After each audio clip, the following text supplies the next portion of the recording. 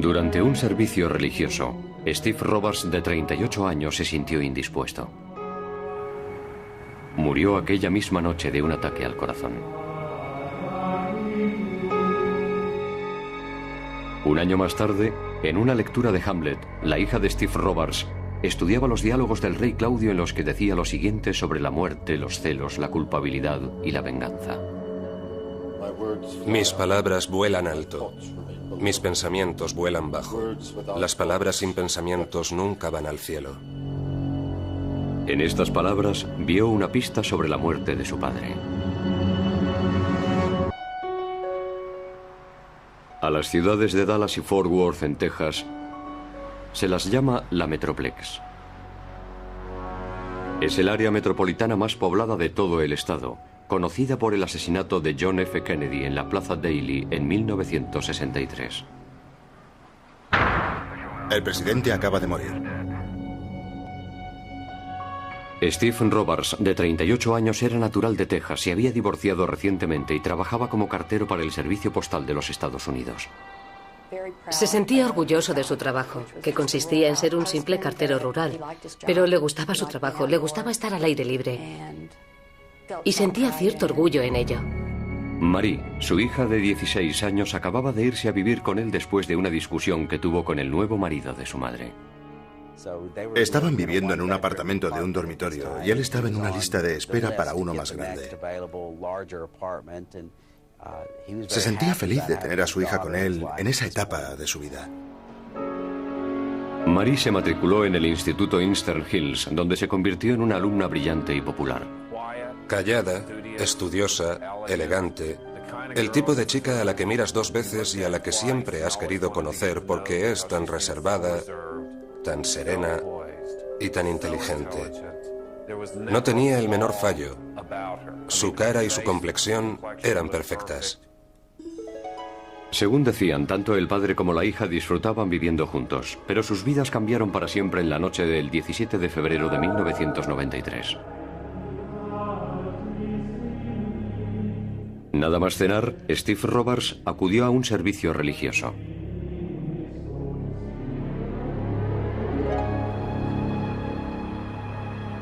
Al volver a casa les dijo a su novia y a su hija que no se encontraba bien.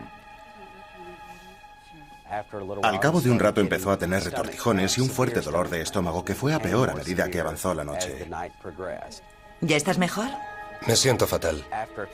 Pasadas unas horas, llamaron al 911 y entró en lo que parecía ser un estado de coma allí mismo, en el cuarto de estar.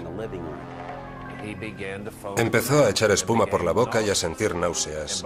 Y cuando llegaron los de la ambulancia, ya estaba muerto. La autopsia reveló que la causa de la muerte había sido un paro cardíaco. No me podía creer que fuese tan grave. Tenía 38 años. ¿Cómo podía ser tan grave? Tenía 38 años. Su corazón se había agrandado ligeramente.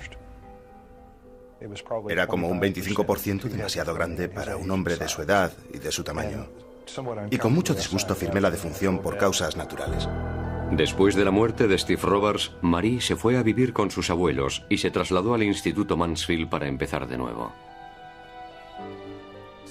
De modo que durante un año, Marie llevó la clase de vida perfecta que todo padre desearía para su hija. Era una alumna excelente, nunca se metía en líos, siempre entregaba sus deberes. Salía con chicos, pero sin que de ningún modo se la pudiera considerar como una chica alocada.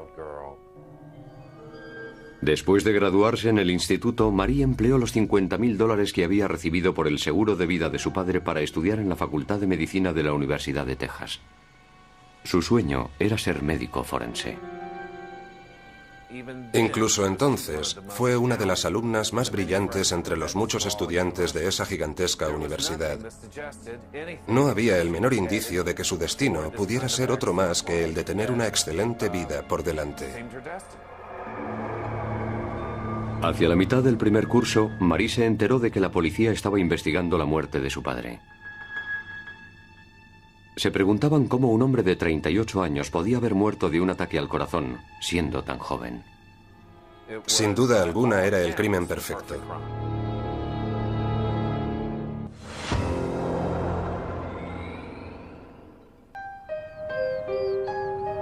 Tras la inesperada muerte de Steve Robards, su hija Marie se cambió a otro instituto y se hizo amiga de Stacy Hyde. Nos hicimos íntimas amigas, ¿sabe? Nos enamoramos la una de la otra porque teníamos mucho en común. Stacy ve en Marie, ve algo en Marie. En cierto modo ve a través de ella. Se da cuenta de que toda aquella serenidad y perfección ocultaban algo. En el último curso, a Stacy y a Marie les encargaron hacer una lectura del Hamlet de Shakespeare para la clase de lengua. Se sentaron a leerlo juntas y Stacy comenzó con el soliloquio del acto tercero en el que Claudio agoniza por su decisión de arrepentirse de haber matado al padre de Hamlet. Mi crimen se ha consumado ya. Perdóname el horrendo asesinato que cometí. No puede ser, puesto que sigo aún en posesión de todo aquello por lo que cometí el crimen. Y cuando Stacy leyó esta frase, le dice a Marie, ¿no es genial cómo está escrito? Y Marie se quedó allí, inmóvil, con los ojos llenos de lágrimas. Me preguntó, ¿tú crees que alguien puede pasar por la vida sin tener conciencia? Y entonces empezó Stacy con sus preguntas. ¿Tienes un secreto? Sí. ¿Has hecho algo malo? Sí. La primera pregunta de Stacy, Dios mío, ¿estás embarazada? Y Mary dijo, no, es peor. Y después de un rato pensando le pregunté, ¿has matado a alguien? Y asintió con la cabeza. Y entonces Marie se derrumbó y lloró. Ahora no puedo hablar de eso. Marie admitió lo inconcebible, que ella había matado a su padre. Dijo que lo había hecho con un veneno que robó en clase de química el año anterior. Silencio todos. Hoy tenemos que presentar el informe del laboratorio. Tened cuidado con ese producto. Y ahora sacad vuestros cuadernos. Marie dijo que había cogido el veneno cuando la profesora no estaba mirando, que lo envolvió en un papel y lo escondió en su mochila.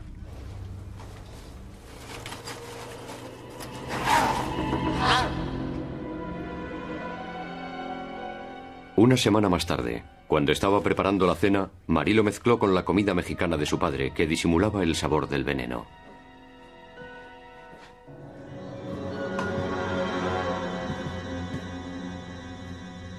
Aquí tienes. Gracias, cielo.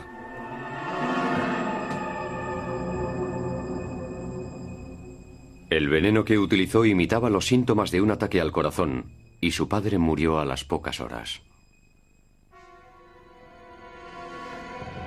La autopsia nunca detectó el veneno en su sistema. Después de la confesión, Marie le hizo prometer a Stacy que le guardaría el secreto. Si rompía su promesa, Stacy sabía que su mejor amiga tendría que pasar el resto de su vida en la cárcel. Sin embargo, Stacy está obsesionada con el secreto que está intentando mantener.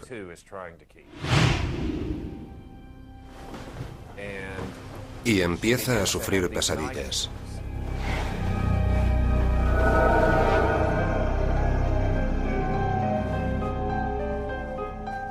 En una de estas pesadillas recurrentes, Stacy oye la voz del padre de Marie llamándola desde la tumba.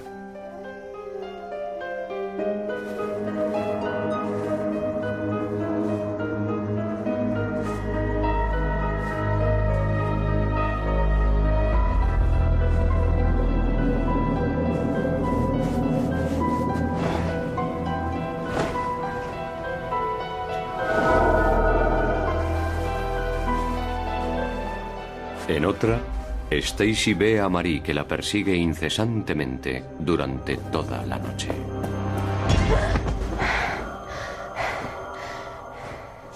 Empieza a perder la concentración. No presta atención en clase.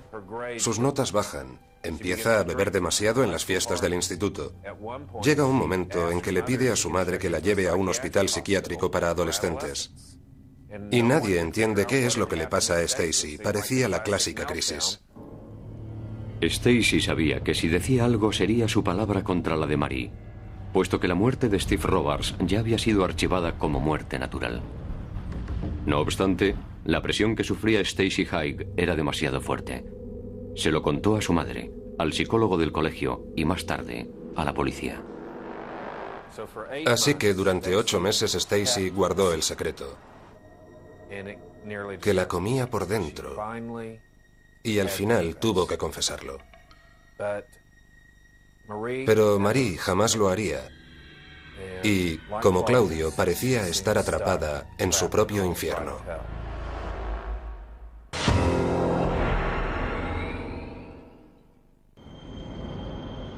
Cuando Stacy Haig contó a la policía que Steve Robards había sido envenenado, la policía registró el laboratorio de química en el que Marie dijo haber robado el veneno para matar a su padre. La hoja del manual de seguridad del laboratorio en la que se describía el veneno que supuestamente había utilizado Marie había sido arrancada.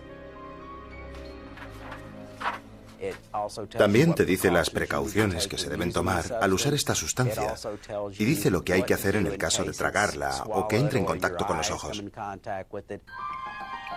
Si Marie utilizó un veneno para matar a su padre, ¿cómo es que no se había reflejado en la autopsia?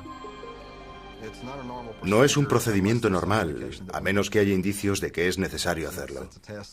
Es una prueba que no podemos hacer aquí en nuestras instalaciones y que tenemos que enviar fuera, y la investigación no nos había llevado a sospechar nada de esa naturaleza cuando se produjo la muerte.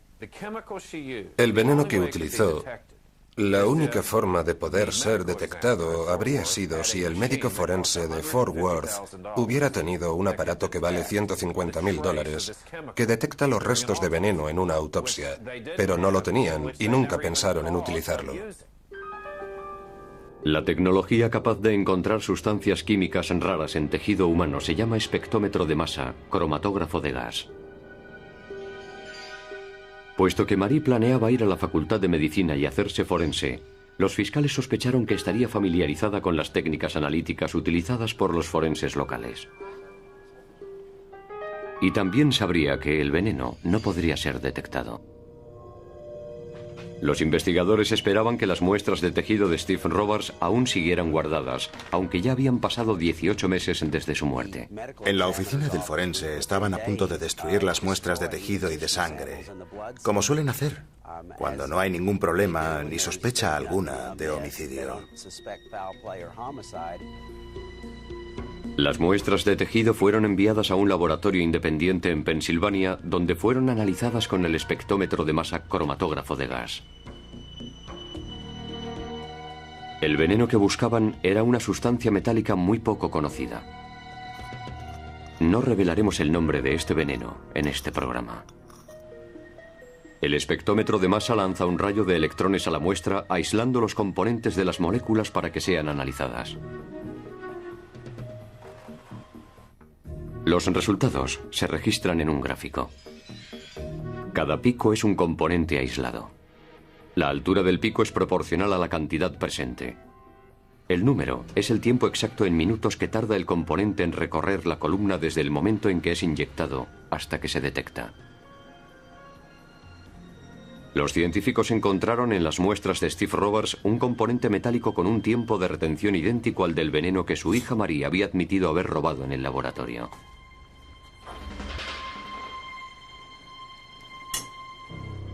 La cantidad encontrada en el cuerpo de Steve Robards era masiva.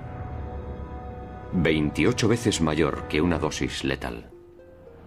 Ante esta noticia, el detective de homicidios de Fort Worth, Thomas Boucher, fue a la Universidad de Texas en Austin para hablar con Marie Robards. La vi en el pasillo y me presenté. Le dije que estaba detenida por la muerte de su padre, Steven Robards, hacía unos años, y ella no respondió. No hubo reacción alguna. Marie se fue con ellos en silencio, más serena que nunca, y cuando entraron en una sala, apenas tuvieron que interrogarla. Confesó y se vino abajo. Fue muy directa en toda su confesión, no intentó ocultar nada. Parecía haberse librado de toda culpa o haber pensado mucho en lo que había hecho y contó todos los detalles. Lo más fascinante, tanto para la policía como para los periodistas que cubrían el caso, era la explicación que dio Marie sobre su móvil. ¿qué fue lo que te impulsó a matar a tu padre? Y ella dijo, yo quería estar con mi madre. Pero, irónicamente, como salido de una tragedia de Shakespeare, todo fue en vano. Porque la madre de Marie Robards y su nuevo marido habían planeado irse a vivir a Florida y no se lo dijeron hasta después del funeral del padre. Marie no tuvo más remedio que instalarse en casa de sus abuelos para poder terminar sus estudios en Texas. Y entonces comenzó esta retorcida historia, que en muchos aspectos era una especie de parábola moderna sobre adolescentes de barrios residenciales. Esas chicas tienen emociones muy peculiares. Muchas de ellas son hijas de divorciados que están intentando vivir con padres que se han separado, los cuales están demasiado preocupados con rehacer sus vidas y se olvidan de las necesidades de sus hijos. A pesar de su confesión, Marie Robards sorprendió a todo el mundo cuando decidió declararse inocente. Ahora decía que en ningún momento había planeado matar a su padre.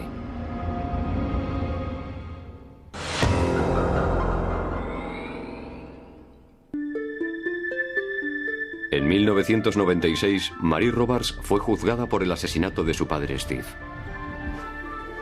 Se declaró inocente. Su defensa fue que no tuvo intención de matarle.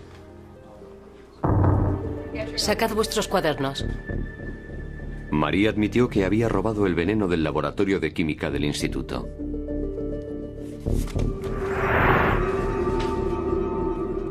Y también admitió haber puesto el veneno en la comida de su padre. Pero dijo que su idea solo era que se pusiera enfermo, no matarle.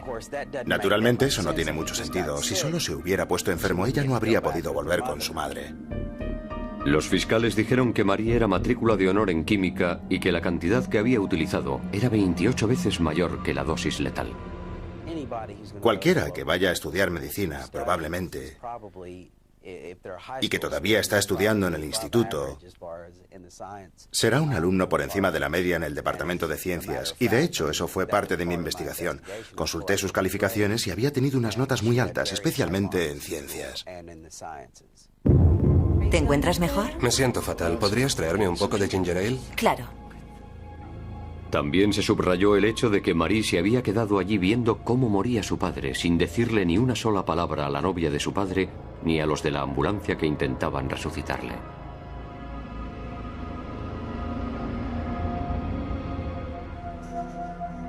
«18 meses después, el cromatógrafo de gas demostró lo que no había demostrado la primera autopsia: que Steve Robards había muerto de una dosis masiva de veneno. La acusación presentó como prueba la confesión firmada por Marie Robards.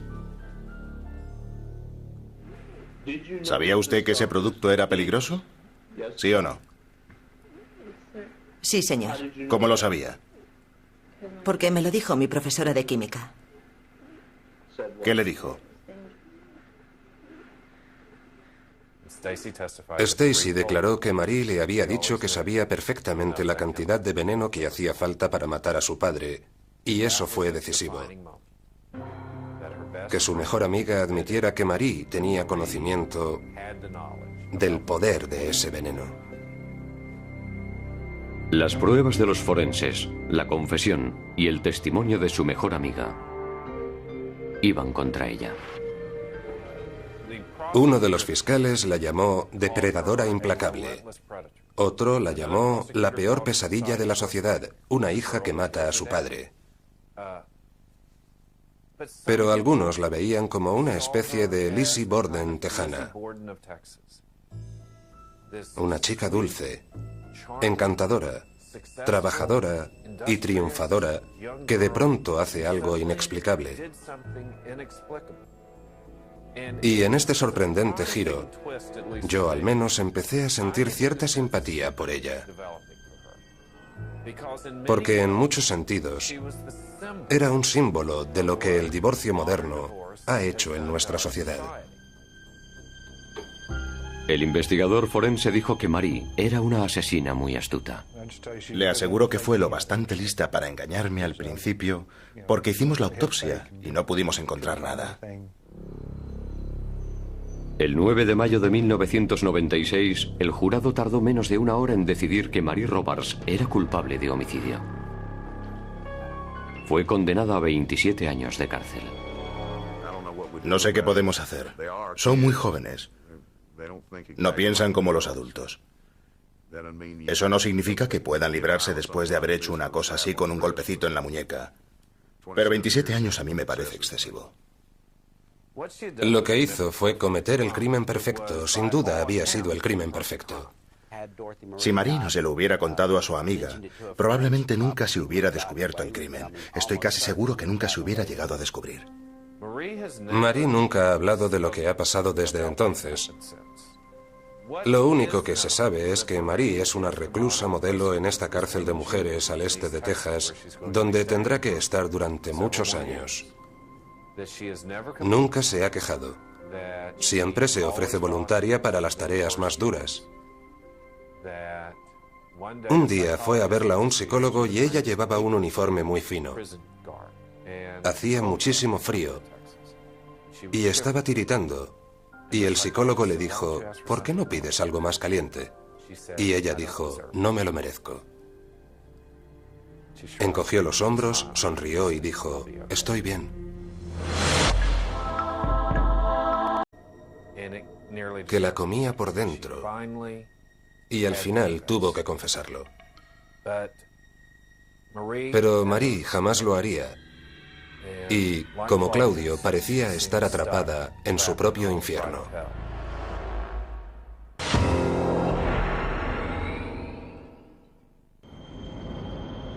Cuando Stacy Haig contó a la policía que Steve Robards había sido envenenado, la policía registró el laboratorio de química en el que Marie dijo haber robado el veneno para matar a su padre.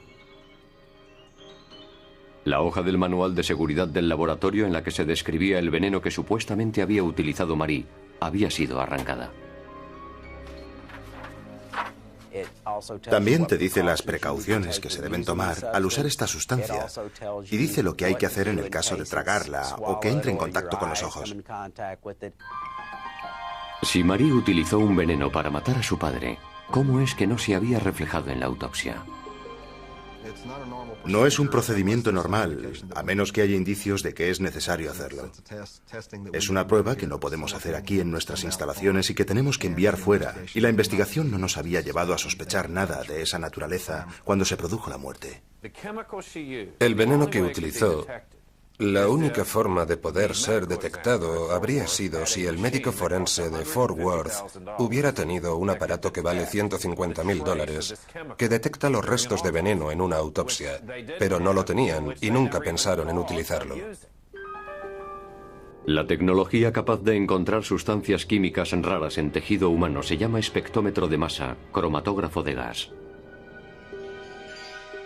Puesto que Marie planeaba ir a la Facultad de Medicina y hacerse forense, los fiscales sospecharon que estaría familiarizada con las técnicas analíticas utilizadas por los forenses locales.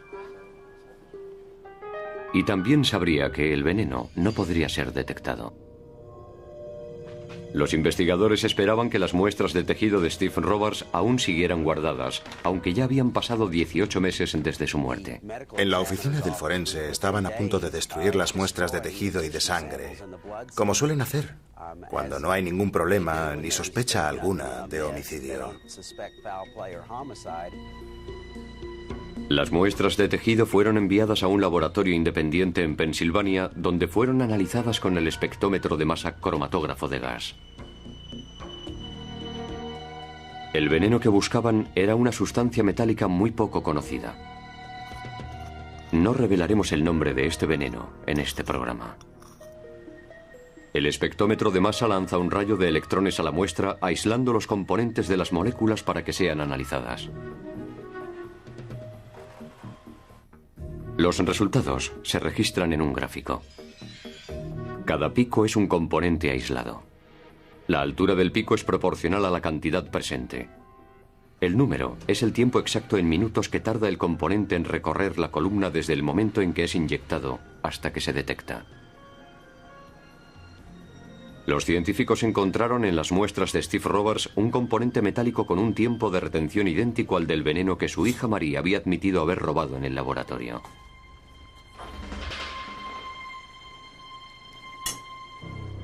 La cantidad encontrada en el cuerpo de Steve Roberts era masiva. 28 veces mayor que una dosis letal.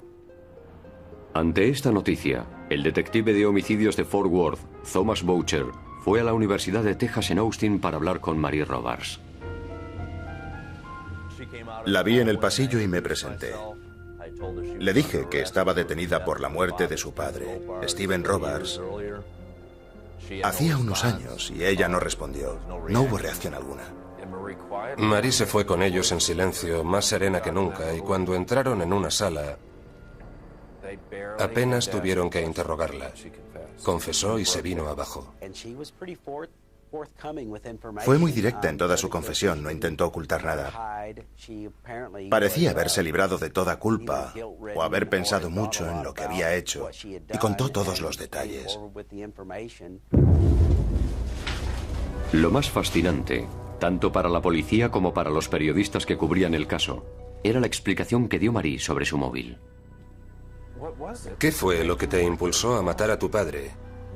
Y ella dijo, yo quería estar con mi madre. Pero, irónicamente, como salido de una tragedia de Shakespeare, todo fue en vano. Porque la madre de Marie Roberts y su nuevo marido habían planeado irse a vivir a Florida y no se lo dijeron hasta después del funeral del padre.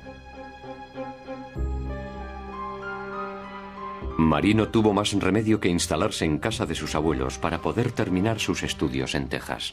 Y entonces comenzó esta retorcida historia, que en muchos aspectos era una especie de parábola moderna sobre adolescentes de barrios residenciales. Esas chicas tienen emociones muy peculiares. Muchas de ellas son hijas de divorciados que están intentando vivir con padres que se han separado, los cuales están demasiado preocupados con rehacer sus vidas y se olvidan de las necesidades de sus hijos. A pesar de su confesión, Marie Roberts sorprendió a todo el mundo cuando decidió declararse inocente. Ahora decía que en ningún momento había planeado matar a su padre.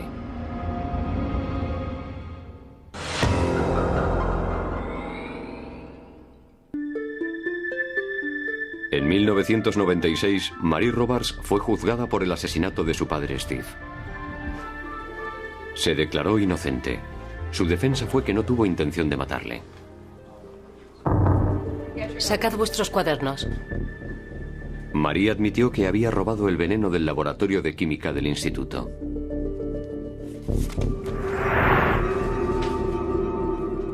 Y también admitió haber puesto el veneno en la comida de su padre. Pero dijo que su idea solo era que se pusiera enfermo, no matarle. Naturalmente, eso no tiene mucho sentido. Si solo se hubiera puesto enfermo, ella no habría podido volver con su madre. Los fiscales dijeron que Marie era matrícula de honor en química y que la cantidad que había utilizado... Entonces Marie se derrumbó y lloró. Ahora no puedo hablar de eso. Marie admitió lo inconcebible, que ella había matado a su padre. Dijo que lo había hecho con un veneno que robó en clase de química el año anterior. Silencio todos. Hoy tenemos que presentar el informe del laboratorio. Tened cuidado con ese producto. Y ahora sacad vuestros cuadernos. Marie dijo que había cogido el veneno cuando la profesora no estaba mirando, que lo envolvió en un papel y lo escondió en su mochila.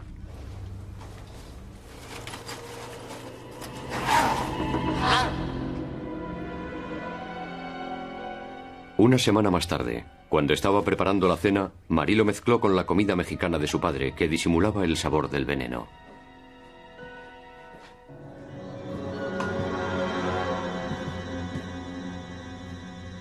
Aquí tienes. Gracias, cielo.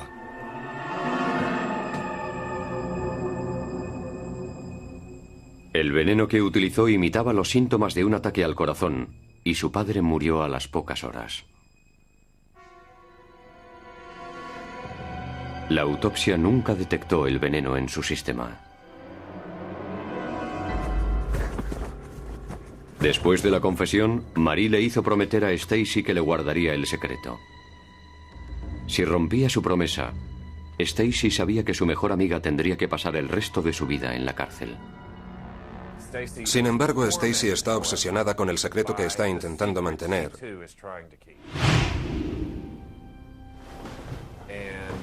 Y empieza a sufrir pesadillas.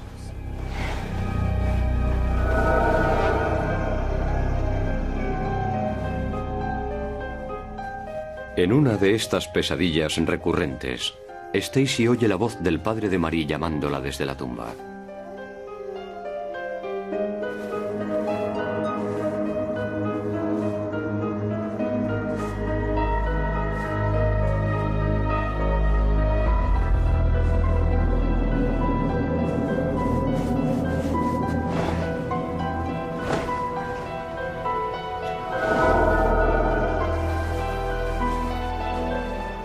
En otra, Stacy ve a Marie que la persigue incesantemente durante toda la noche.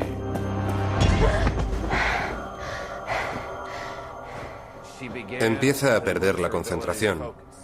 No presta atención en clase. Sus notas bajan. Empieza a beber demasiado en las fiestas del instituto. Llega un momento en que le pide a su madre que la lleve a un hospital psiquiátrico para adolescentes. Y nadie entiende qué es lo que le pasa a Stacy. Parecía la clásica crisis. Stacy sabía que si decía algo sería su palabra contra la de Marie, puesto que la muerte de Steve Robards ya había sido archivada como muerte natural. No obstante, la presión que sufría Stacy Haig era demasiado fuerte. Se lo contó a su madre, al psicólogo del colegio y más tarde a la policía. Así que durante 8 meses Stacy guardó el secreto. 8 años. ¿Cómo podía ser tan grave? Tenía 38 años. Su corazón se había agrandado ligeramente. Era como un 25% demasiado grande para un hombre de su edad y de su tamaño. Y con mucho disgusto firmé la defunción por causas naturales. Después de la muerte de Steve Robards, Marie se fue a vivir con sus abuelos y se trasladó al Instituto Mansfield para empezar de nuevo. De modo que durante un año, Marie llevó la clase de vida perfecta que todo padre desearía para su hija. Era una alumna excelente, nunca se metía en líos, siempre entregaba sus deberes. Salía con chicos, pero sin que de ningún modo se la pudiera considerar como una chica alocada. Después de graduarse en el instituto, Marie empleó los $50,000 que había recibido por el seguro de vida de su padre para estudiar en la Facultad de Medicina de la Universidad de Texas. Su sueño era ser médico forense.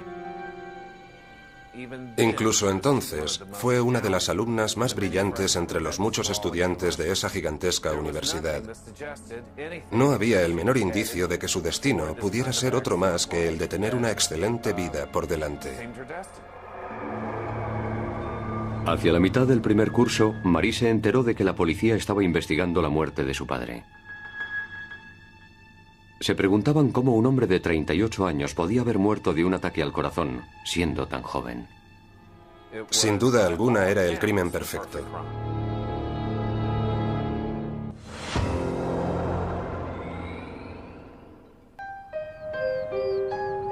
Tras la inesperada muerte de Steve Robards, su hija Marie se cambió a otro instituto y se hizo amiga de Stacy Haig.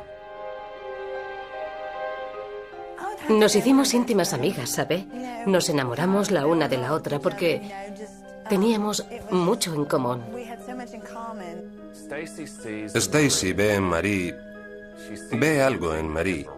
En cierto modo ve a través de ella. Se da cuenta de que toda aquella serenidad y perfección ocultaban algo. En el último curso, a Stacy y a Marie les encargaron hacer una lectura del Hamlet de Shakespeare para la clase de lengua.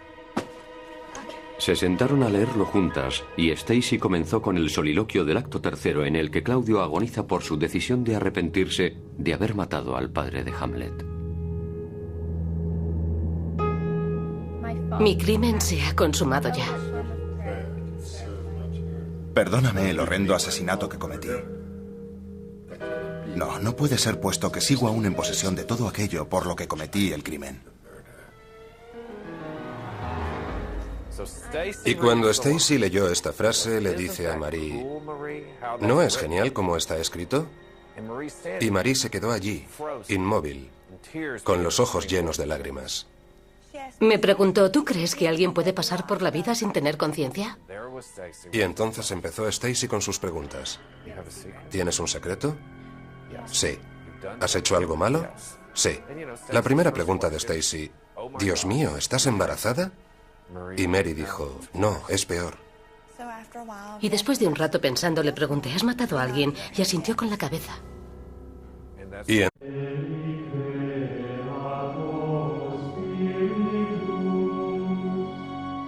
Durante un servicio religioso, Steve Robards, de 38 años, se sintió indispuesto. Murió aquella misma noche de un ataque al corazón.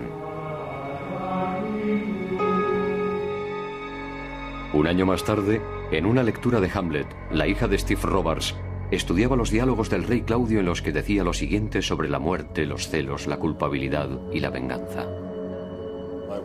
mis palabras vuelan alto. Mis pensamientos vuelan bajo. Las palabras sin pensamientos nunca van al cielo. En estas palabras vio una pista sobre la muerte de su padre. A las ciudades de Dallas y Fort Worth, en Texas, se las llama la Metroplex. Es el área metropolitana más poblada de todo el estado, conocida por el asesinato de John F. Kennedy en la Plaza Daly en 1963. El presidente acaba de morir. Steve Robards, de 38 años, era natural de Texas, se había divorciado recientemente y trabajaba como cartero para el Servicio Postal de los Estados Unidos. Se sentía orgulloso de su trabajo, que consistía en ser un simple cartero rural, pero le gustaba su trabajo, le gustaba estar al aire libre y sentía cierto orgullo en ello. Marie, su hija de 16 años, acababa de irse a vivir con él después de una discusión que tuvo con el nuevo marido de su madre. Estaban viviendo en un apartamento de un dormitorio y él estaba en una lista de espera para uno más grande. Se sentía feliz de tener a su hija con él en esa etapa de su vida. Marie se matriculó en el Instituto Eastern Hills, donde se convirtió en una alumna brillante y popular. Callada, estudiosa, elegante. El tipo de chica a la que miras dos veces y a la que siempre has querido conocer porque es tan reservada, tan serena y tan inteligente. No tenía el menor fallo. Su cara y su complexión eran perfectas. Según decían, tanto el padre como la hija disfrutaban viviendo juntos, pero sus vidas cambiaron para siempre en la noche del 17 de febrero de 1993. Nada más cenar, Steve Robards acudió a un servicio religioso.